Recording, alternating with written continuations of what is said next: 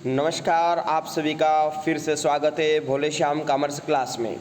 Class 12th की accountancy लेखा शास्त्र में पहला पार्ट आया है साझेदारी लेखे, पार्टनरशिप अकाउंट। अब इसके बारे में अपन बड़ा ध्यान से समझेंगे। फर्स्ट होता है साझेदारी, जिसे हम अंग्रेजी में पार्टनरशिप कहते हैं। जब दो या दो से अधिक व्यक्ति किसी समझौते के अनुसार वैधानिक व्यापार के संचालन से प्राप्त लाभ हानि को आपस में बांटने को सहमत होते हैं, तो इस प्रकार की व्यापारिक व्यवस्था को हम साझेदारी कहते हैं। साझेदारी उन व्यक्तियों के बीच एक संबंध है जिन्होंने किसी एक ऐसे व्यवसाय को लाभ बांटने का ठहराव किया है जो कि उन सब के द्वारा या उन सभी की ओर से या उनमें से किसी एक के द्वारा चलाया जाता है, जिसे साझेदारी कहते हैं। अब आता है साझेदारी संलेख। साझेदारी संलेख से हमारा आशय है कि साझेदारों के बीच वह समझौता जिसमें साझेदारी व्यवसाय के संचालन संबंधी नियमों तथा शर्तों का उल्लेख किया जाता है। साझेदारी का जन्म साझेदारों के मध्य होने वाले पारस्परिक मौखिक या लिखित अनुबंध से होता है। अतः साझेदारों के मध्य लिखित एवं मौखिक रूप से होने वाला यह समझौता या अनुबंध ही साझेदारी संलेख कहलाता है। साझेदारी व्यवसाय को चलाने के लिए साझेदारी के मध्य किए गए आपसी समझौते के द्वारा तय की गई शर्तों को ही साझेदारी संलेख कहते हैं। यह लिखित या मौखिक दोनों रूप से हो सकता है। साझेदारी संलेख में सभी साझेदारी अपनी अपनी सहमतियों से अनुसार किसी बात का उल्लेख कर सकते हैं, परंतु फिर भी कुछ बातें ऐसी होती है जिनका उल्लेख प्रायः सभी संलेखों में होता है। अब आता है परिवर्तनशील पूंजी। परिवर्तनशील पूंजी नाम से स्पष्ट है कि पूंजी का शेष बदलता रहता है।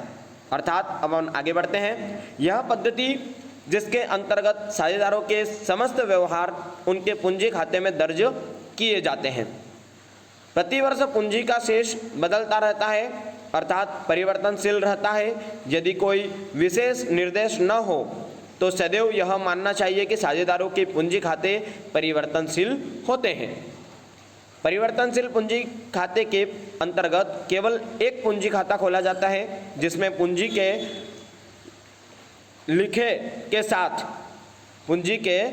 के साथ साझेदार के संबंधित अन्य सभी व्यवहारों का लेखा भी इसमें किया जा सकता है, जिसे परिवर्तनशील पूंजी खाता कहते हैं। अब आते हैं स्थिर पूंजी पद्धति।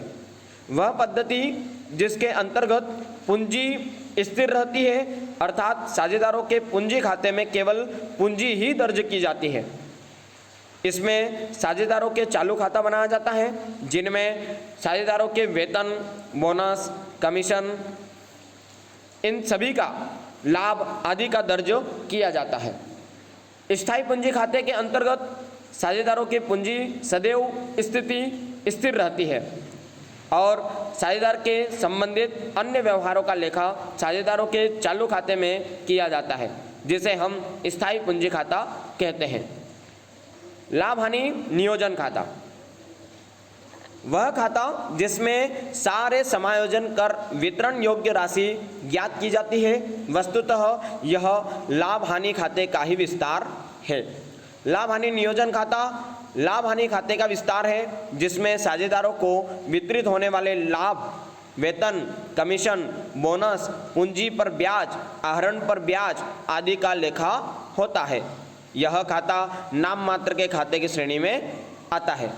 साझेदारी व्यवसाय की दशा में साझेदारी संगठन के शुद्ध लाभ व हानि को लाभ हानि नियोजन खाते में हस्तांतरित करते हैं, जो साझेदारों के मध्य लाभ या हानि को वितरण दर्शाने हेतु तैयार किए जाते हैं, जिसे लाभ हानि नियोजन खाता कहते हैं।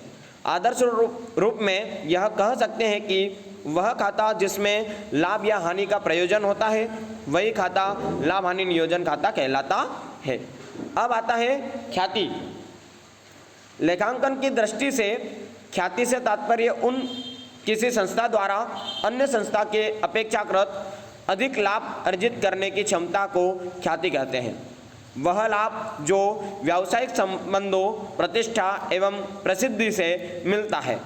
साधारण भाषा में हम कह सकते हैं कि फर्म में यश, लोकप्रियता, अतिरिक्त लाभार्जन, क्षमता या सुनाम को ख्याति कहते हैं।